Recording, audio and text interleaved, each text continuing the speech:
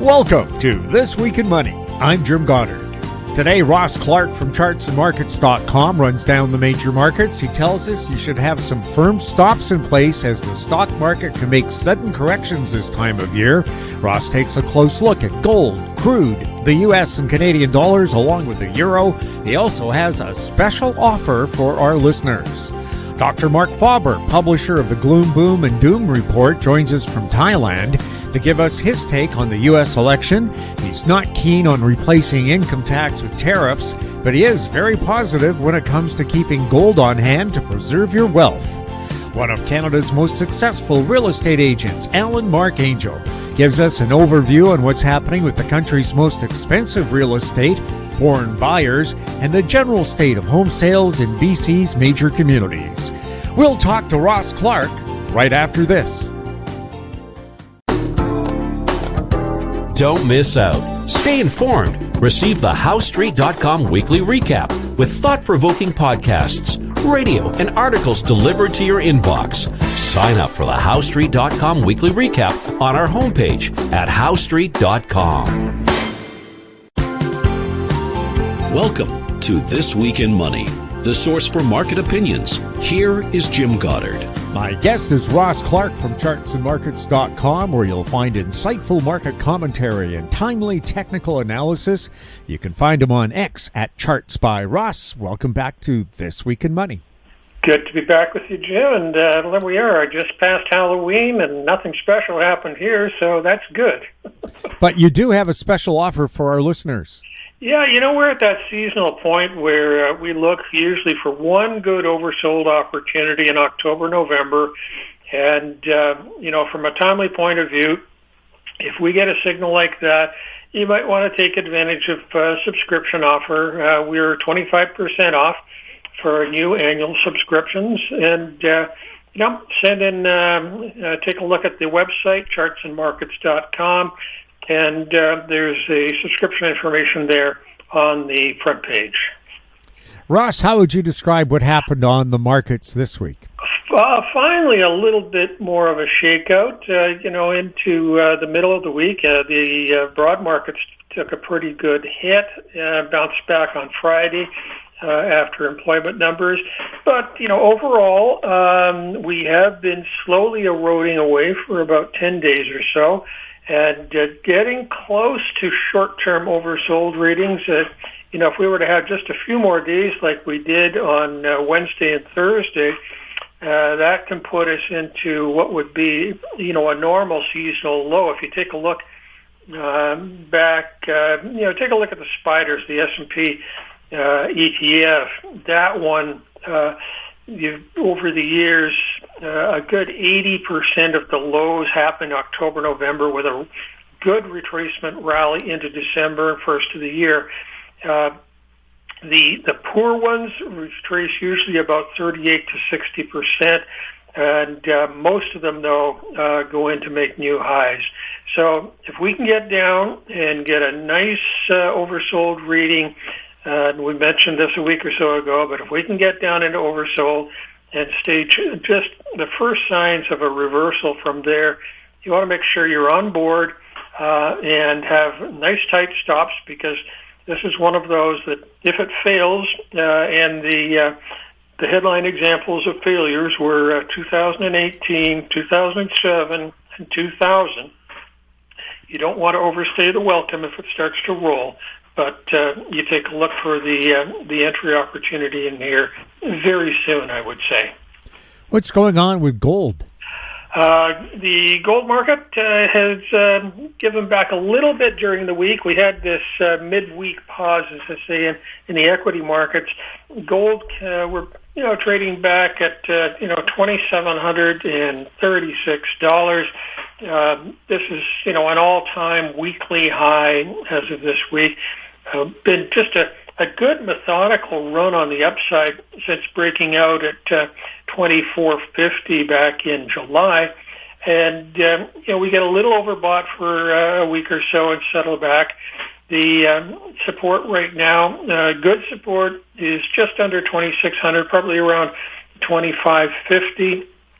And, as long as the trend remains up, minor corrections are still a buy. And as far as the complex is concerned, the silver market has been much more lethargic in terms of getting its run. It gets the odd 1 or 2 days of really good short covering, but tends to give it back. We want to make sure that the uptrend remains in place on that one. And the other market in the precious metals that has been of interest lately has been palladium, which turned the corner after just being decimated here for the last few years. But it's turned the corner nicely. It's got a good-looking base, tested some resistance as of the early part of this week, but it would appear that it's got a chance to put on some decent legs on the upside, and there's only a couple of stocks that participate in that sector reasonably well. Those ones, we do follow, and if people are interested, they can send along a request from us, and I'll send them a couple of charts on that. What's going on in the crude oil market? Steadily up this week. I think that overall this bounce back we've had from 67 up to 71 is still all within the context of a downward market. The seasonals are still down, and I'm thinking that you end up somewhere in the low 60s by the time we get into the seasonal low in December. So you're going to be looking for ideally a December, January bottoming before the next decent move on the upside. So I wouldn't be aggressive in there. And if I look at the individual stocks, so you look at the ETFs like the XEG or the XLE, you're not seeing too much there to get you excited as well. What's happening with the U.S. and Canadian dollars? U.S. dollar got a little overbought a week ago. We're sitting around 104.30 on the index as at the end of this week, and it's if anything looking a little bit toppy up in here. We've got some good sequential type of sell signals at the top end of the run at 104.40, and if we look back, there's some pretty good resistance lines coming down from the 2023 high through the highs that we had this spring. So anything up around 105 really is a pretty good overhead resistance. And if we look at the other side, we look at things like the euro. We've got the basing indicators there suggesting that it's overdone on the downside and has a reasonable chance for a bounce. The COT numbers, commitment of trade numbers, would also support a decent bounce in here. Canadian dollar relative to the U.S. Has continued to really have nothing in the way of decent move on the upside. We're down at 71 and a half in round numbers. We've got it has oversold as I've seen in the last couple of years. Usually when it gets down this steadily on the upside or downside, and really if we look at it, since we peaked at 74 and a half, there's been, the biggest rally was maybe 40 basis points all the way down. So this has just been grinding very, very badly on the downside, but it's so overextended that it really is overdue for a decent bounce. So here we are at 71.60 as of the close of the week. I would think something around the 72.40 to 72.50 range might be a viable spot for it to rally back to. But it's going to take more than just an oversold to create a longer-term bottom. This is probably just going to be a short-term tradable low, but not anything for long-term investors. Ross, again, where can people sign up for your special offer? The chart site is chartsandmarkets.com, and as I say, there's the subscription information front page. Also in the top right-hand corner, for people that are looking at junior miners, the junior gold stocks, there's a link there for the dozen or so stocks that we've been looking at as reasonably cheap, and with the the potential to move up in an extended precious metals move on the upside. Ross, thank you so much for the update. You're welcome, Jim. We've been speaking with Ross Clark from chartsandmarkets.com. You can find him on X at Charts by Ross. Coming up, Dr. Marc Faber, next on This Week in Money. Always consult your investment professional before making any investment decision. This Week in Money is archived online at talkdigitalnetwork.com. Welcome back. My guest is Dr. Marc Faber, editor and publisher of the Gloom, Boom, and Doom Report, online at gloomboomdoom.com. He's speaking to us from Chiang Mai, Thailand. Marc, welcome back to This Week in Money. Well, thank you very much for having me on your program. How are things at the Gloom, Boom, and Doom Report, and how can people subscribe? Well, everything is fine, and I have a website, gloomboomdoom.com, all in one word, or my name, Marc Faber, and everything is well, but we had very bad floods this year, so because I live next to the river, our house and my office were badly flooded. Oh, no. And the rivers in Asia are very muddy, because they carry a lot of mud from the mountains and the plains that that are on higher grounds. So after the flood went down, we were covered by a layer of mud of about 10 centimeter to 20 centimeter everywhere.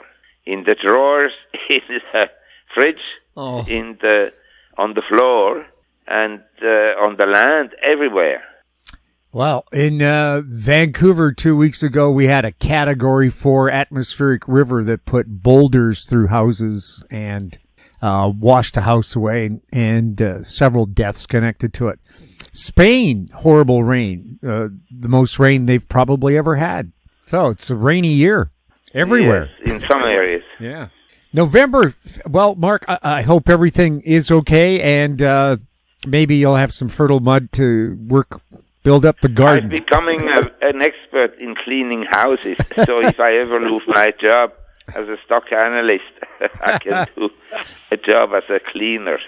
You'll clean up, no matter whether it's the markets or your house. Okay, we'll see. Yeah.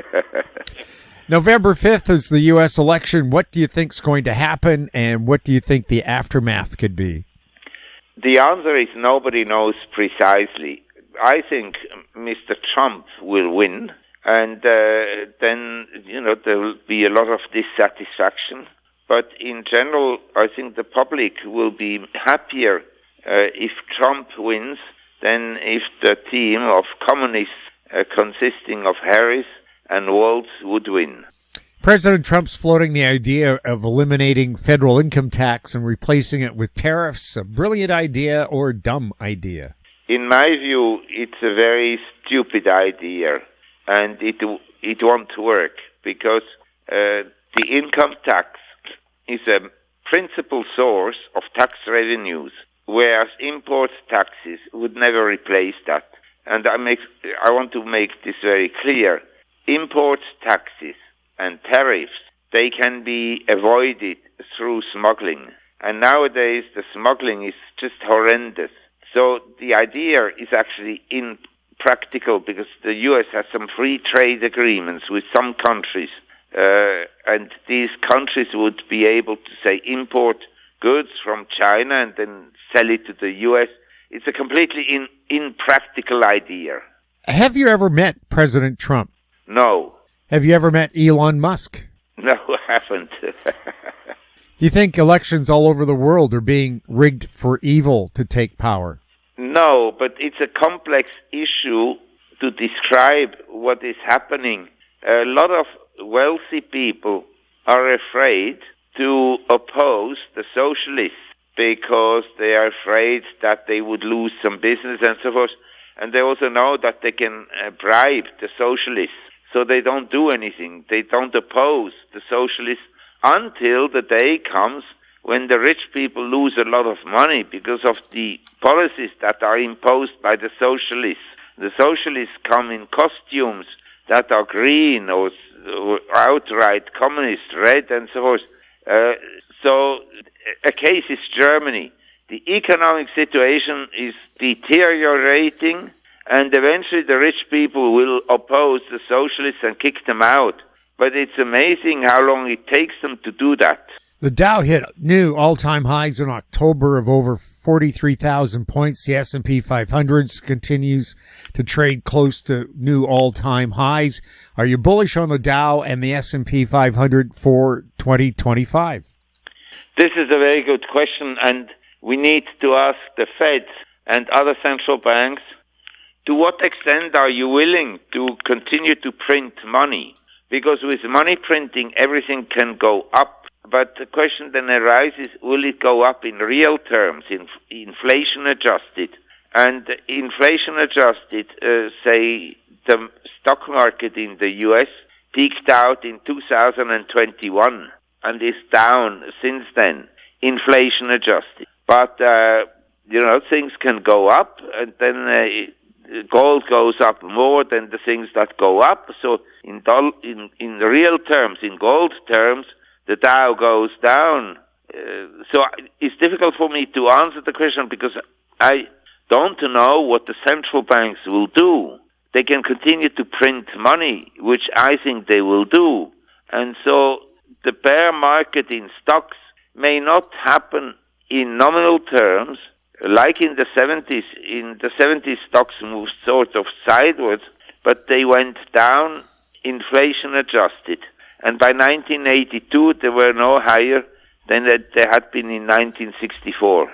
The NASDAQ hit new all-time highs this week. What are your thoughts on the NASDAQ as we head into the new year? I'm very bearish about the Magnificent Seven stocks and NASDAQ type of stocks. But I have to tell you, the NASDAQ 100 didn't make a new high. Now, did the NASDAQ make a new high? I don't know. But not meaningfully in any event. And I think we're heading lower. This is the one sector of the market that I wouldn't buy. The Russell 2000 is getting close to highs hit back in 2021. How do you think the small caps will do as we head into 2025? I think that if Trump is elected, the small caps would be the place to be. And I also think that we had so much negative publicity about China and about Hong Kong and about emerging economies. I have a large exposure for my stock allocation, which is about 25% of my assets. For the allocation in stocks, it's mostly in emerging markets. Gold continues to hit new all-time highs. Do you have price targets for gold for 2025 and 26? Not really, but as you know, and we've been speaking together for at least 15 years, I would argue that a responsible person should own gold or other precious metals, or gold and other precious metals, and not worry too much about the price movement from year to year. But you look at gold. In 1970, it was selling at $35 an ounce. At the peak in 1980, it was at $850 an ounce. Then from $850, it went down, and in 2000, and I think it was 2001, we went as low as $253. And now we are at over 2,700. So for someone who says, I want to preserve my capital in something that is safe, to this person I would say, I think that gold is relatively safe. It is not safe if you have an idiot like Trudeau who might one day expropriate people. You understand? Against these people, nothing is safe. Under normal circumstances, I would argue that gold is relatively safe. Now, silver continues to move higher in this cycle. Do you think the $50 cost of silver could be around the corner? Maybe and maybe not. But as I told you, I've been arguing to own gold. And everybody knows this. I'm not a gold bug because I think that other things go up more than gold. But I've been arguing for the last 40 years, and I can say this in good conscience because it's all written down in my reports, for the ownership of gold. And I never said it will go this high or that high. I just say it's a way to preserve your capital. Not the only way, but it's a way. And in view of the financial bubble we're living in, I would advise people to hold some of their assets, not all of it, but some of their assets in gold and gold assets.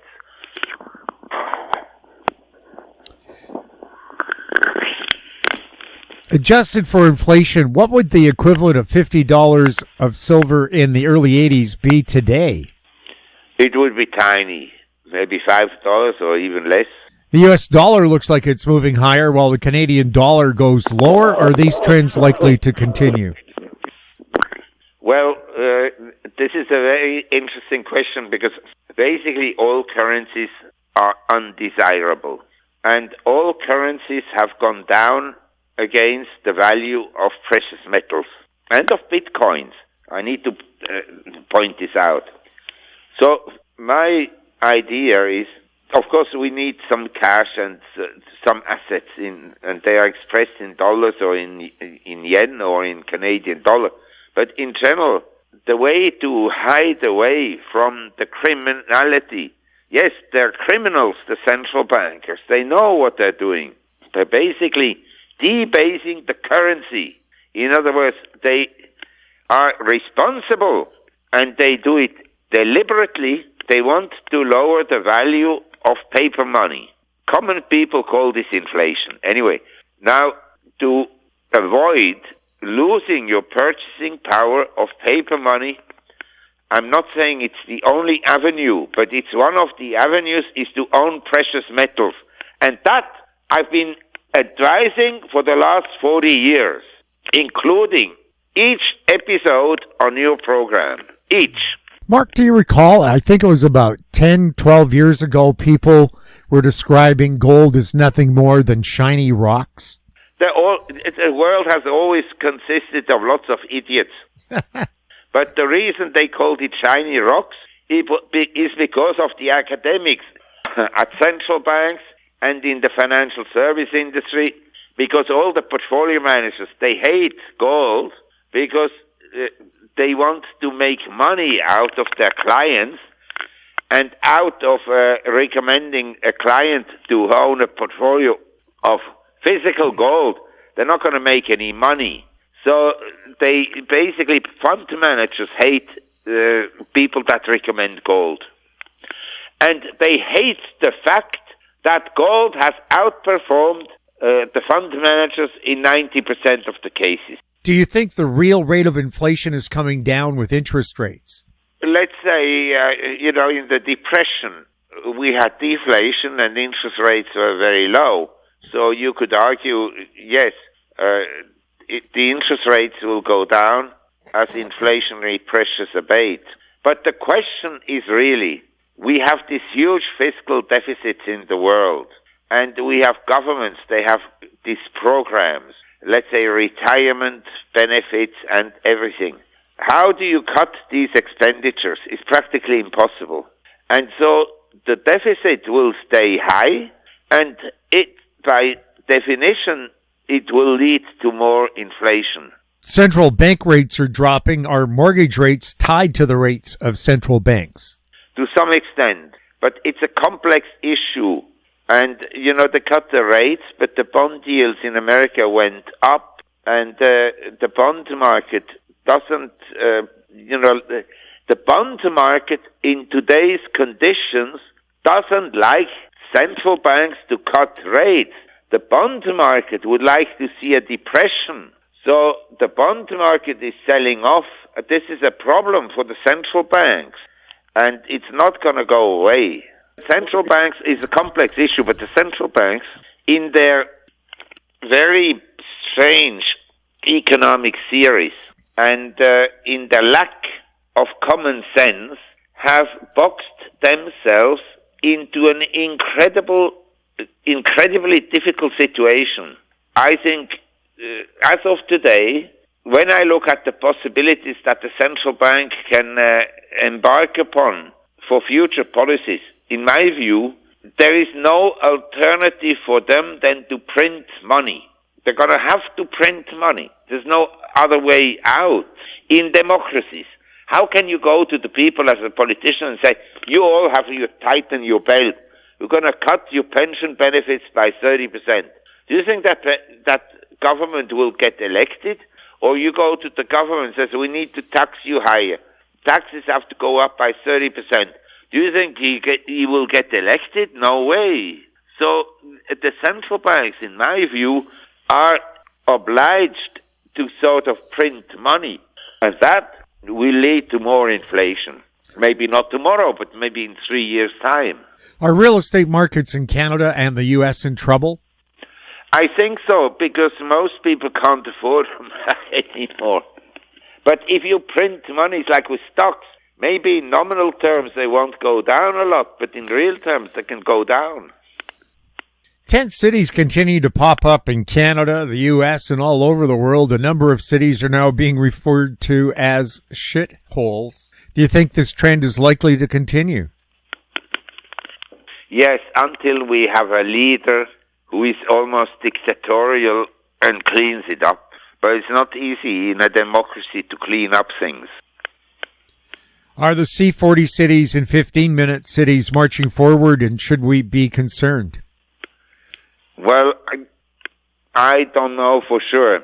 My view is that modern technology allows me to carry out my business from anywhere in the world. I don't need to be in New York.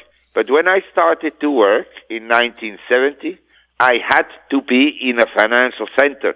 New York, Boston, or Chicago, or Los Angeles, San Francisco, London, Tokyo, Hong Kong, Zurich, whatever. But nowadays, I can be in the countryside anywhere. I can trade stocks, I can trade currencies, I can do whatever. I used to have to be in a financial center. And so, in my view, you want to buy value in real estate, you buy in a small city or in a small village somewhere in the world. You may get it free of charge. Smart homes, smart cars, smart TVs, smartphones, other smart devices, are these actually surveillance and control devices? They can be used for control, but let's say, what do I care if someone controls me? He doesn't know me. He sees me talking to you now, and he sees what I'm buying. But what I buy is maybe not exactly what other people are buying. And he sees me going out at night to bars when I finish my work, which is usually around 3 o'clock in the morning or 4 o'clock in the morning. That I don't care. You understand? I would care if, say, he can sell this information to my wife who wants to divorce me. I'm not saying she will, but you understand? Most information is worthless. And you say smart cars and smart kitchens and smart everything. And I say, yes, there are a lot of smart things, and a dumbed-down population. A lot of devices today are so user-friendly. You know, someone can write a letter without knowing any language. The telephone, when you text messages, they suggest the words to you, so you can just fill it out. Are you seeing gloom, boom, or doom ahead? Look, there's everywhere always something that goes up and goes down. You know, the dollar, you say, is up. Yes, it's up against the euro and maybe other currencies, but it's down against gold. It's down against silver. It's down against many other commodities. So in a monetary inflationary environment, you have to think very carefully how to protect your wealth, because you may very well become a billionaire, but your billion is worth next to nothing. Like the Weimar Republic of Germany, 1 billion marks to buy a potato or a loaf of bread. Yeah. Yes. Now, what does this tell us? Zimbabwe. Oh, my God. Yeah, the Zimbabwe. They have, what, $1 million note that's worth 17 cents? Something like that. Something like that. Now, what does it tell? Manke used to admire Robert Mugabe a lot.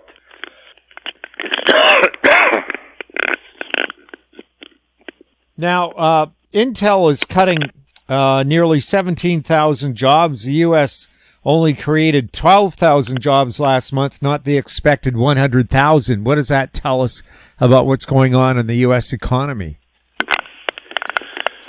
Well, there are a lot of things that are company-specific, and I cannot judge that news as representative for the economy as a whole.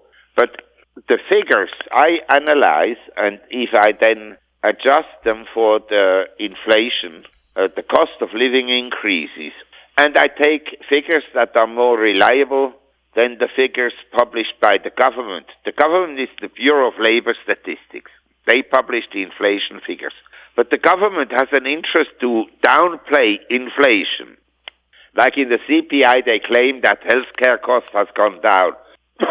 This is nonsense. Healthcare cost is up a lot. And so there is a debate about how reliable the figures are that are published by the government. Looking at the market action of bonds, the bond market, in my opinion, is smelling that there is more inflation in the system than what the government is saying. And so my view is inflation adjusted. The economy in the U.S. is lower than it was in 2018, 2019, before COVID.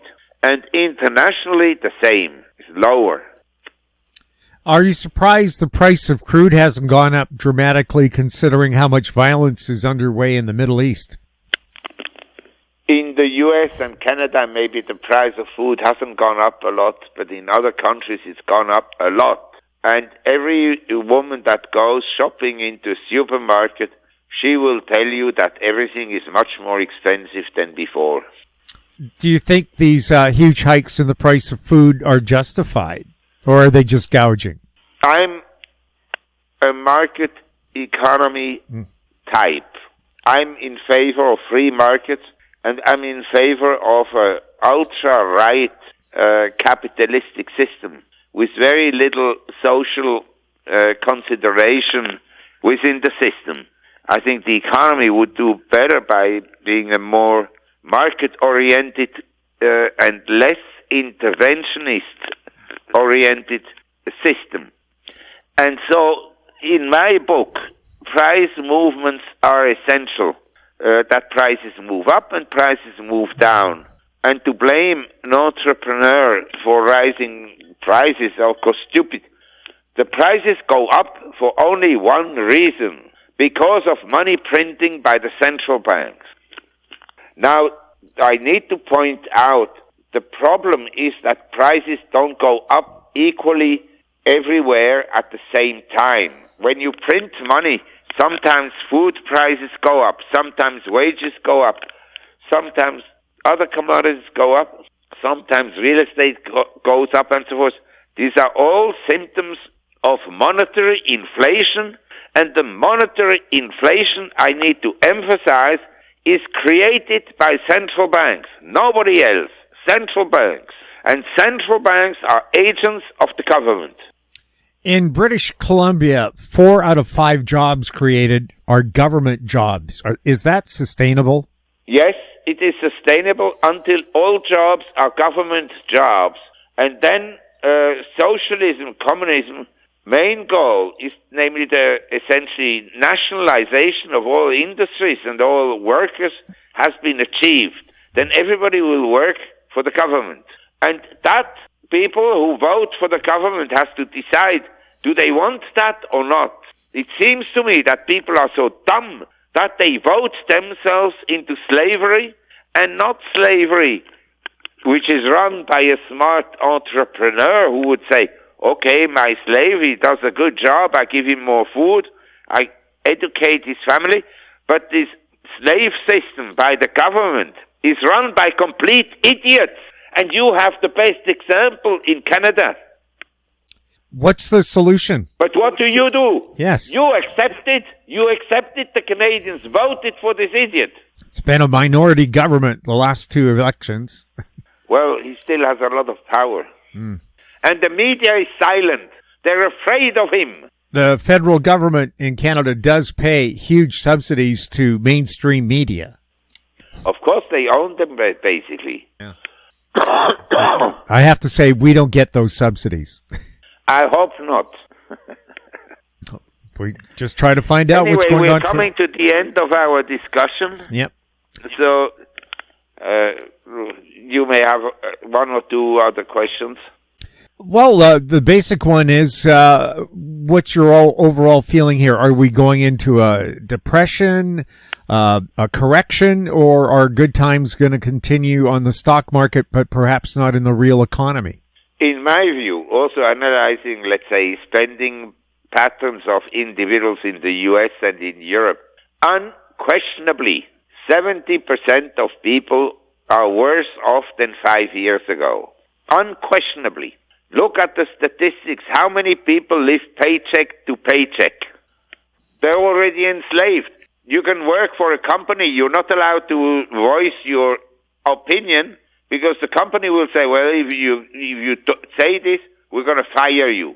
That's basically the issue. And in governments, the same thing.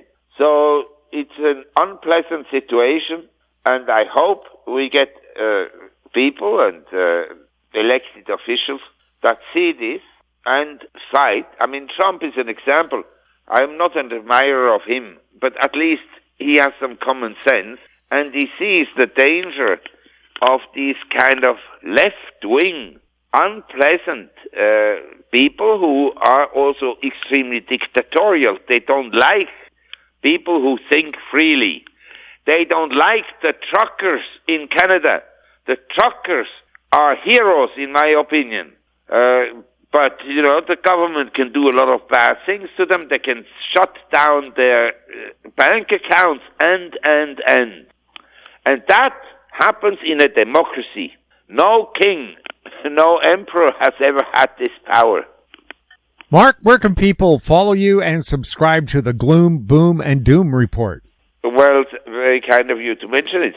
I have a website, gloomboomdoom.com, all in one word, gloom, boom, doom, or they can just Google my name and then it will tell them where to go for the report.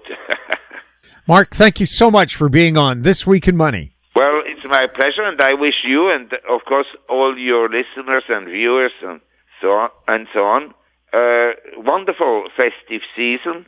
And I think it's important that people really fight against the government on every occasion, because the government has bad intentions. They no longer represent the will of the people. They represent themselves, only themselves. And this is, in my view, a very dangerous condition at the present time. Thanks again. Thank you very much. Goodbye. Have a nice day and a nice festive season. Bye-bye. My guest has been Dr. Marc Faber, editor and publisher of the Gloom, Boom, and Doom report online at gloomboomdoom.com. He was speaking to us from Chiang Mai, Thailand. Coming up, Allan, Marc, Angell, next on This Week in Money.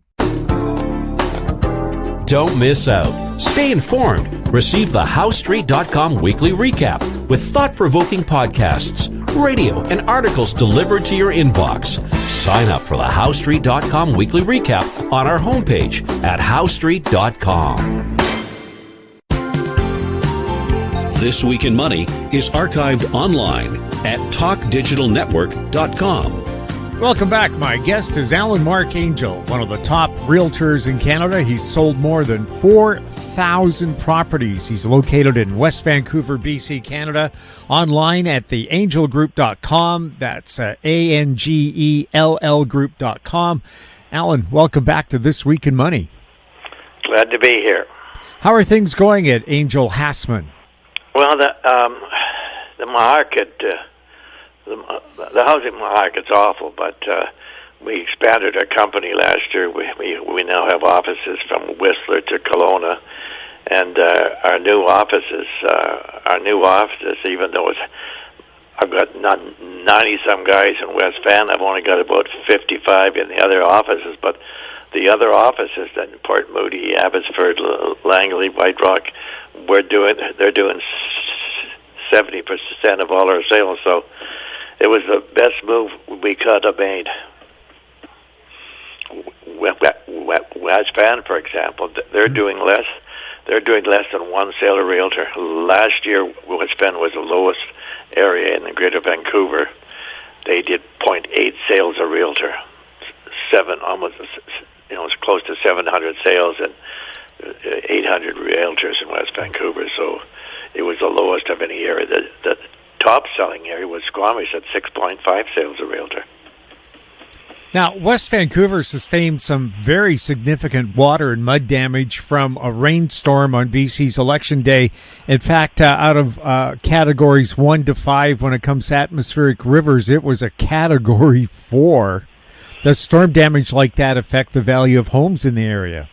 Well, it just means you have to do some work. I don't really think it affects the value, because I remember I was driving in that. I said, in all my years, I don't think I've seen harder rain than this. So yes, it affected. It affected the houses or your yard or something for a few days. But I don't think it had any effect on the housing market. Yeah, a foot of rain in some places in just a few hours. I know. My windshield wipers were going at 100%, and it still wasn't enough. This week, the BC NDP claimed victory in what was a strange election. It took 10 days to figure out. That's never happened before in BC. Some ridings won by just a handful of votes. Is another term of the BC NDP likely to affect home prices, especially in the high end? Well, it affects the whole thing. I'll give you a couple examples here. I do all the areas. I do every area. There's like 14 areas. But if you take the Greater Vancouver as a whole, then West Van as an area itself, in the worst year we've ever had. I've been a realtor since the 70s. The MLS started in 1980. But so I've got all the charts back, but the other areas from about 1990 on. But if you take the best-selling year we ever had was 1989. 1989, Expo was here in 86, and the world moved here in 1989. West Vancouver, we did over 1,200 sales. It was just Vancouver West did over 3,000 sales. The best year they've ever had since is about 3,000. The best year they've had since is about 2,300. West Vancouver, the last few years, have had 300 in some sales. But it's interesting. 2018 is the worst year in history. But if you take the time from 2018 until this year, 7 years, we have had the 5 worst years we've ever had in the last 7 years. And Greater Vancouver, exactly the same. The 5 worst years have been since 2018 on. So who's been in power in that time? So that tells you a lot. It's interesting. I looked at the States. I watch a lot of American news, and because I'm fascinated by what's going on down there. But you look who's been in power the last while. This year, so far, in house sales in USA is the lowest they've ever had since 1995. So if you don't think these left-wing governments hurt you, it's just look at the facts. In the last 7 years, the worst 5. U.S., the worst year since 1995. It plays a huge part, absolutely a huge part of what goes on. So yes, the high-end sales they're all low. I'll go through. So I'll talk about the high-end sales in a bit. But it's interesting how when you look at the market, you look back over the good years, and I think, my goodness gracious, how did we ever have 1,200 sales? Now we have 321, 372. We're at 328 so far this year. So it's interesting. I mean, but houses are still they're so expensive. That's one of the main reasons my partner and I expanded the company, because when you have less than one sale or realtor, you have 800 plus realtors and just under 700 sales in West Van. No company is making money there. Ours is an independent company. Everybody else there, they've got offices all over Canada and a lot of them around the world. So that's why we expanded. It was the best thing we did, because the other areas are making us a good profit, so I can't complain about that. Under the Trudeau government, migration levels have increased significantly. Are any of these people that are new to Canada buying high-end homes? No, there's so few high-end homes that it's interesting how it's changed. It used to be the Chinese or the Persians were buying them, but now most of the high-end homes are Caucasian buyers now. The people who lived here for a long time, that they would go to the States and buy their home, whereas the other two groups would buy here, but they're not. It's mostly Caucasian type buyers in those now. What are your stats showing for January through September of this year? Well, it's interesting how it is. As I said, I do 14 Greater Vancouver and 13 other areas, West Van, North Van, Vancouver East, West Burnaby, all of them, Maple Ridge, and of them, I have a chart here that's got the sales from either in the 80s or 90s. I have the worst year, the best year, the average year over all that time. If you look at Greater Van till January 1st, the end of September, we've had 5,914 sales. The worst year since 1991 was 6,184. So we're having the worst year in total sales. The average is over almost 11,000. The best is 18,000, and we're at 5,900. Now, what is interesting about these sums? You got Greater Van, Vancouver East, Richmond, Tri-Cities, Whistler, White Rock, Abbotsford. All those areas are having the worst 9 months in their history. The worst, not just below average. Like I look at that Vancouver West here, and they got 623 sales here in September. The average at the end of September is 1,291. It's just amazing what the stats is. So basically, this year's going to fall in. My guess would be it's either going to be the second worst or the third worst. So it's very, very interesting what's going on. But I haven't seen a big drop in the prices. There's a lot of product on the market, but somehow it's holding itself. The market has just been soft for the last 3 years. We'll have the worst 3 years, except for 2018. So the second, third, and fourth were worst years of all time. But prices haven't dropped like they have in the past. Sometimes prices go down. I had a house. I gave an offer at $8.9 million, and 9 months later, we sold it for $4 or $6. Those were huge drops, but it isn't like that now. So I don't think people should be afraid to buy, because everybody wants to wait to the bottom of the market, but we just don't know where the bottom is going to be. I mean, you look at what's going on in the States, what's going on if their government goes through a change. I think that'll give everybody a shot in the arm. And so I tell people, if you're going to buy for 2 or 3 years, don't buy. But if you're a young family and you're going to live there for 10 to 15 years, you find a house you love, you can afford it, buy it, because you're never going to time it perfectly. Oh, here's the bottom of the market. I mean, I spend more hours. I spend 20 hours in a week on these stats. No other realtor spends more than probably an hour a week, because I do all the areas. But even I can't tell you, I have an idea when we're hitting the bottom, but you still have to find a house that your family likes, your wife likes, you like, it suits the kids. And chances are you wait, then all of a sudden now the market starts going the other way, and you can't find a house your wife wants to buy. So if you find something, I'm still optimistic about. I mean, the houses I've sold this year, I've been happy with. The prices haven't gone smashingly down. I told the guy 8 months. 8 months it was probably worth 2.2. That was the last one I sold, and sure enough, we still sold it for 2.2 just a month ago.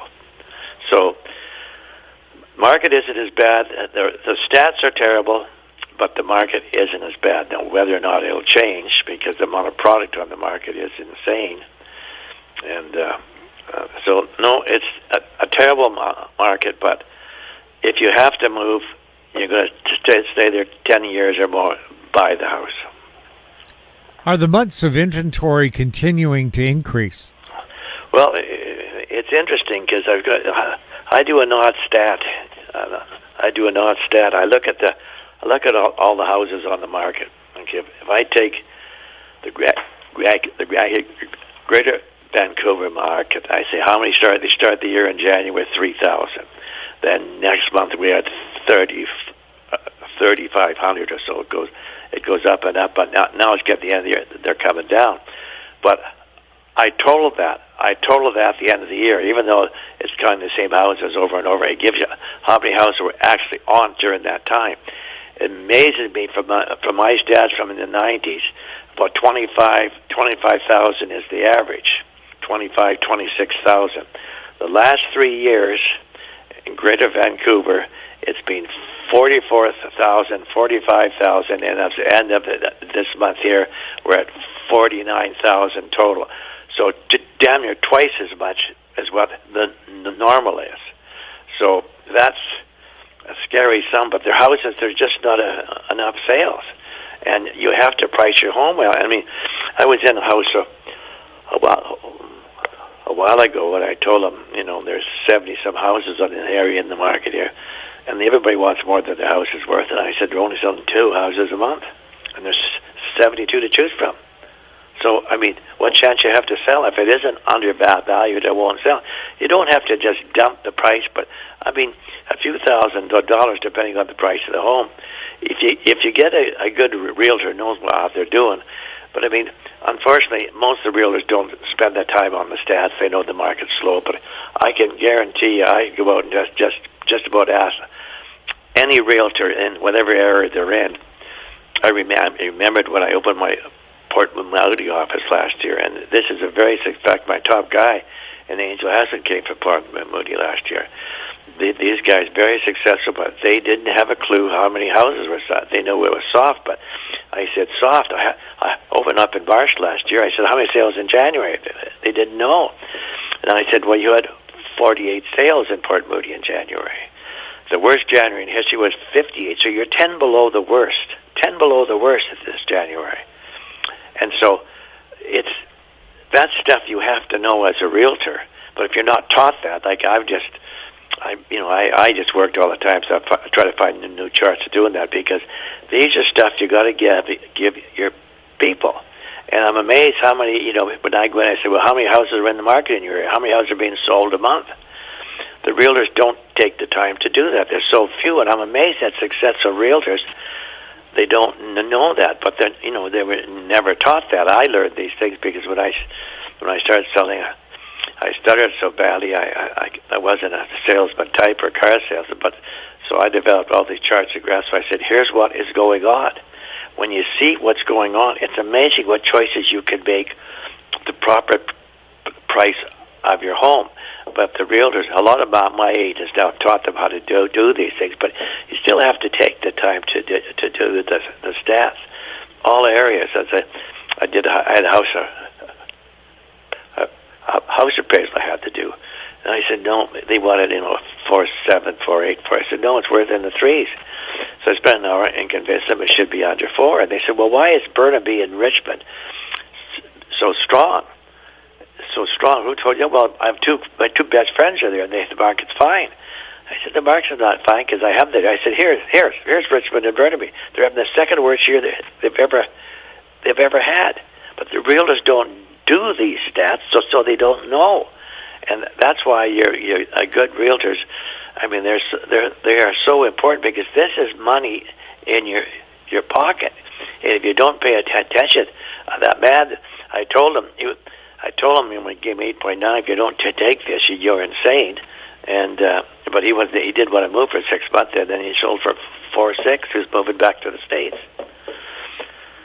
So yes, the market is not good, but I'm not totally depressed about it because the prices haven't just plummeted down; they're just slower. It takes longer to sell the houses. You got to be patient, and you have to wait. How are West Vancouver waterfront properties selling? Well, they're at West Vancouver waterfront houses are at six sales. That's where they are now. The old days when we sold 25, 26, in a year, the average waterfront sales are 17 a year, and we're at 6. So now that's waterfront from Ambleside to Horseshoe Bay. I don't count Lawrence Bay. I have a chart for that one too. There are only 6 sales. The worst ever is 6. So basically, we're tied at the lowest amount of sales right now, but we still have a couple of months to go. So we're either going to be tied as the worst, or maybe one more. But the average over the years is 17. But the old days, we could sell 25 waterfronts a year, but they were a lot less in price. But then they were still expensive for that time. Sparky agrees. How are ultra-high-end West Vancouver properties selling? Well, it's interesting. In West Van, we've sold 6 West Van high-end over $10 million. There's 49 on the market. So when you look at it that way, how I analyze things, okay, Mr. Seller, there's 49 houses over $10 million. We've sold 6 this year, just like the waterfront thing, but we have sold 6, and that's less than one sale a month. We have 49 months. If nobody comes on the market, these are all sell. It's going to take us 49 months to sell the existing product. So there's your answer right there. That's the chance of selling over 10 is so slim. I mean, look at 21. We sold 15 that year. So. It is amazing how they're so hard to sell. Now, if you look at Vancouver West has 10 sales over 10 million, so only 4 more than our little area. 10 sales, but there's 66 on the market. So basically, they're selling 1 a month, and we got 66 months of sales ahead if no more come on the market. So that's what's going on the high end. So the high end is not the place to be at this stage. How is the condo market doing, and especially for high-end condos? Well, it's interesting. The housing market, the condo market for me is apartments, duplex, the whole anything attached.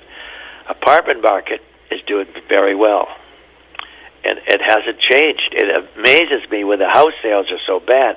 If you look at the condo market, look at the condo sales in Greater Vancouver. Okay, they have 14,605 as the end of September. The worst year is 6,700, so they're over twice the worst year. The average year is 13,900. They're above an average year. And the best year is 23,000, so they're above an average year. West Vancouver, above an average year. North Vancouver, above average. Vancouver West is 3,028 sales. The average is 3,500, so they're 500 behind, but the worst year is 18. So the condo market is very strong. So if you're thinking of now, should that stay that way? I mean, the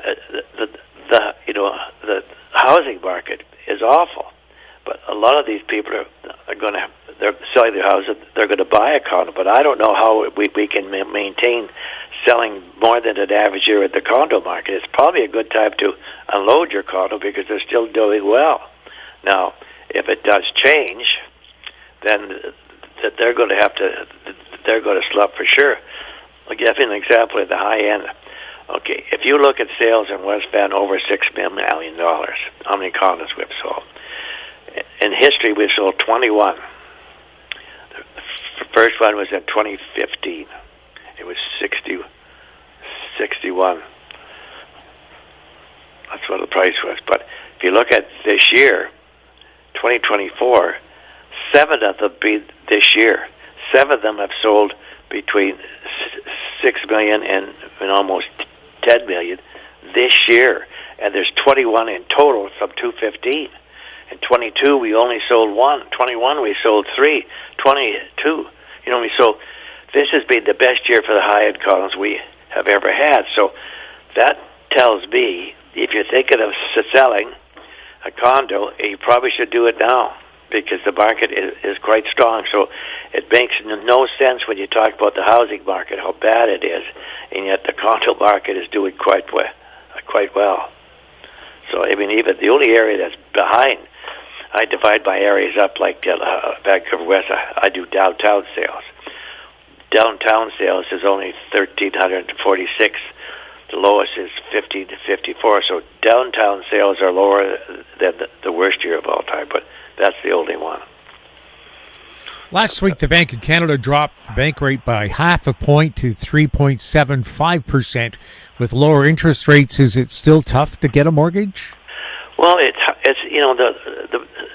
the bank should be very, very, very safe. It isn't as tough as it was. The problem is that so many people bought when the rate was 1% to 2%. Now the mortgages are expiring or coming up. It's harder for them to qualify because they borrowed money off parents or somebody, and they bought. So it's hard for them still to qualify. But no, it is helping. It's probably the reason that the prices haven't dropped because it's something's holding the prices reasonably. Not that they're not falling; they are falling, but not like 25 or 30% or something in a short time. So yes, but coming down, it needs to come down somewhere. But you remember, I don't know how old you are, Jim, but I'm sure you're not a really young man. But in 1981, when it went to 20%, that's the first year I became the top builder in Canada there. And I laughed because I did 91 sales, and my total volume of sale was $4.9 million. And I laughed. I said, $4.9 million for 91 sales. God, nobody's ever sold it to 4 bins. How did I do just about 5? But it's one sale today. So but the rates were like 18, 20%. I never thought they'd get down to 10. So I don't know how much lower they're going to go. I don't think they're going to go down to 2%. If they go down to 3 or something, that's still a hell of a rate. I remember 1981, a developer in Moose Jaw, Saskatchewan, drove a bulldozer through 6 houses because he couldn't sell them because of high interest rates. When he got to the 7th house, police put a warning shot through the windshield of the bulldozer because his wife was inside that house. Oh, yeah. Well, that's good. No, it was a tough time. I remember because in 1998, when I was at top, and by March of 81, when the market just totally collapsed, I was third in my office of 22. Now I was first by the end of the year again. By the end of March, I was only third in my office of 22. So I just had to change because I realized my graphs. I just restarted my graph, and I realized what was going on. So my charts have always helped me. Every realtor should spend the time, but it's tough. There's so many realtors, and it's tough. But you're right. 1981 was just a terrible time. Can you imagine 91 sales by total volume with 4.9 million? Isn't that insane? I sold a place for Jeppy Palace and for $76,000. It was a huge place, a huge price. I couldn't get over it. Are people still taking out large mortgages on high-end homes? Well, they not as large as they did. They used to guarantee 50%, but now the buyers have changed. The Chinese would always put 50% fine because they wanted to get established credit here in the country, but the Chinese aren't buying like you used to buy. So it's some of the mortgages are still there, but if it's 3%, most people are buying if it's expensive. I've been around a long time. The 3% still looks good compared to what we've gone through over our life. So they're still putting a reason to be. Are more and more offshore real estate investors putting their high-end properties up for sale? Well, that's why I said there's 49 in West Van, and there's 66 over 10 million in Vancouver West, that's a lot of product when you're only selling one a month or less. You know, when you think of it, I want to buy a house for $10 million, or I want to sell my house for $10, $12 million, and there's only one sale a month in Vancouver West. You know, 0.6 sales in West Van, and there's 50 or in 66 for sale. To think what it's going to, I'm going to have to put it on at that price because everybody assumes they're going. You know, prices go up and up. Every buyer you talk to, if you're a normal realtor, you'll go in there and you could tell them the market's up. But mine show you exactly what the sales are each month. And you know, because it's getting to the end of the year, the sales are always less and less. November to December is always the slowest month. So there's not much of a change. Nothing, no surprising. You know, a lot more houses are staying on the market. The old days, he didn't sell; they took them off. But now, when I said when you got 49,000 houses, so some of these were probably on in January, still on the whole year. No, I mean, even when I sold my house on the ocean front, I took it off. I said, "Oh, they're tough to sell." I took it off the market. Then next year, I said, "Oh, I'm going to leave it on November, December." And lo and behold, December the 19th, a guy from New York flew in and bought my house. So you just don't know when the buyer's going to come. And people say, and as I say, the good thing about this time of year, November, December, I always like November. And Christmas time isn't as good because I'm more concerned about Christmas with the family and everything else. But if people are looking at houses November, December, they're buyers.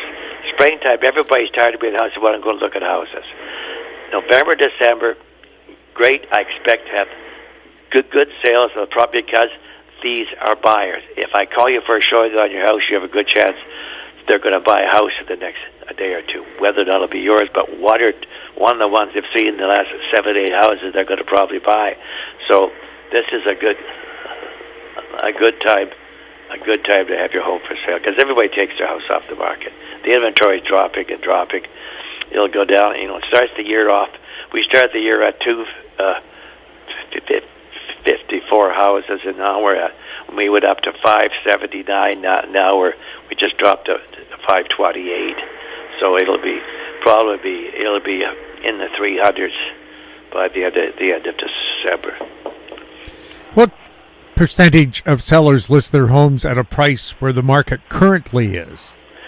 It depends on the realtor. The tough part is that you need, with so few sales, I mean, even in North Van, there are 2.9 sales, so 3 sales a realtor. That's when you think of the top guys, when I used to sell over 100 every year, now you can't do it. There's 3 different counts here. 65 will be the top guy. But when you have a couple of guys, 1 or 2 in the 60s and 2 or 3 in the 50s, so you think of it, when it says 0.8 sales a realtor, there's probably 20% at least that haven't sold a house the whole year. Or not, they may work in West Van. Now, maybe they sold one in somewhere else in the valley or someplace else. I don't know, but for the realtors here, so the realtor is strong enough to tell the price. But what happens, of course, people want to call 3 or 4 different realtors. I've been around so long. I know. I try and find out who I'm in competition with. I know what they're going to tell them on the price. There's one guy, he doesn't work for me, but very successful. He's always way too high. And I know if I'm going in against him, I say, oh, now what do I do? So I cannot tell people this is what it's going to sell for, and then they sell for a lot less. I get more sales above the price I tell them than below, because I'm very concerned about it. I do tell them, I don't know who you're calling in. I don't care, but you're calling in him. He'll be quite close on the price. This will be at least 10 to 15% over the value. You tell them that, but it's tough when you're a home seller. If somebody says you can get $6 million for your home, and I come in at 4.9. It's hard to say, well, I'll give it to Allan Angell. I want to give it to this guy. Now, as it turns out, when it finally sells, I'm just about always right. But it's because I spent so much time. I have West Vancouver, all the sub-areas, I have booked for every area. Ambleside, British Properties, I have all the sales, all the stats. I do all the same charts for each area as I do with all the areas in the lower mainland. So nobody has the knowledge that I have. But I love this job. I'm sitting at my desk. I sit at my desk if I'm at home. My wife's health isn't the best right now, so I'm looking after her a bit. And I sit at my desk the whole day. This is a great job. I'm selling houses to people. I drive down the street. I've sold a house every street in West Vancouver. It's just a nice thought. North Vancouver, over town. I've sold. We did a deal in Port Melody for over $6 million there. You know what I mean? My partner and I, we took the house and we sold it for over $6 million. That's a lot of money in Port Moody area. I do sales in Langley area.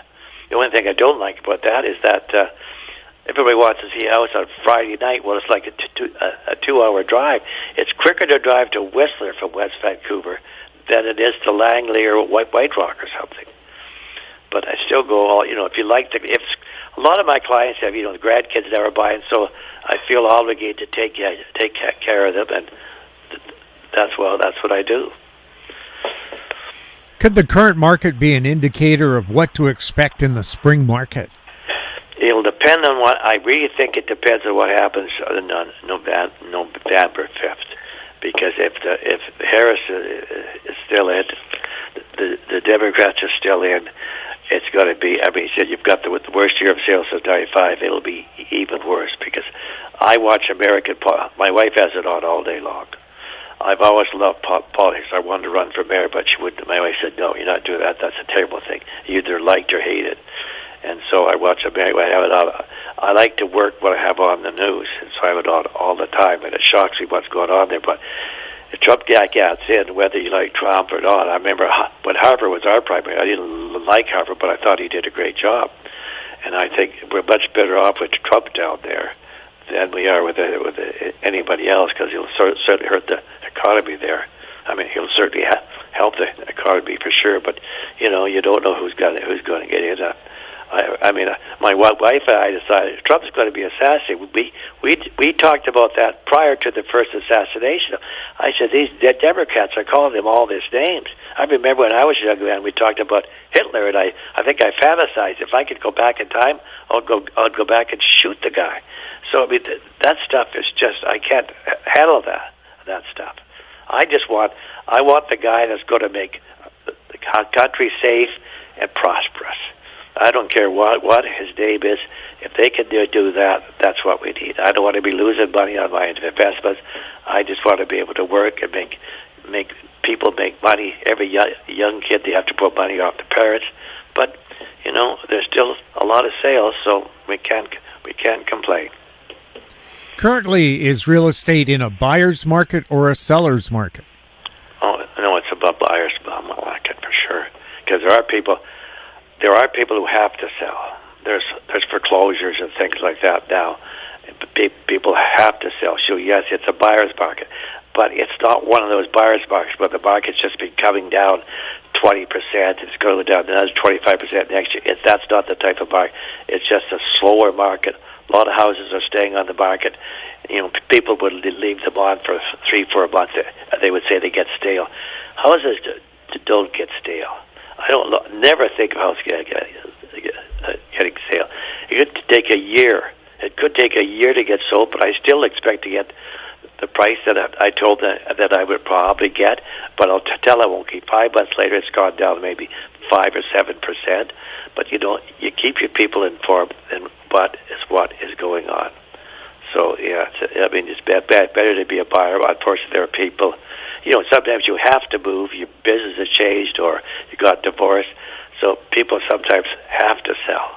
You have no choice. Now, there are people who just look for that type of house, but the average person with wife and kids, they're just average people, work hard, want to buy a house that makes their family happen. That's the normal buyer. Where can people follow you and contact you? Well, my phone number is the easiest. It's an easy number, 778-888-7474. So 778-888-7474. Or my email, Allan Marc Angell @gmail. Allan, A-L-L-A-N, Marc, M-A-R-K, and Angell, A-N-G-E-L-L. Allan Marc Angell has the 2 L's. Or look at Angell Hasman. Malcolm Hasman is my partner. Angell Hasman, so A-N-G-E-L-L Hasman, HSMAN, Angell.Luxury, and you can see our website there. Allan, thank you so much for being on This Week in Money. Thank you, Jim. I always enjoy this. My guest has been Allan Marc Angell, one of the top realtors in Canada. He has sold more than 4,000 properties. And that wraps up our show for this week. We'd like to thank our guests, Ross Clark, Dr. Marc Faber, and Allan Marc Angell. And thank you for listening. If you have any questions for the show or for our guests, you can send them to info@housestreet.com. I'm Jim Goddard. We'll be back next week with more This Week in Money. Comments made on This Week in Money are an expression of opinion only and should not be construed in any manner whatsoever as recommendations to buy or sell any financial instrument at any time. Archived online at talkdigitalnetwork.com. This Week in Money is a production of House Street Media Incorporated. Executive producer is Tom Allen.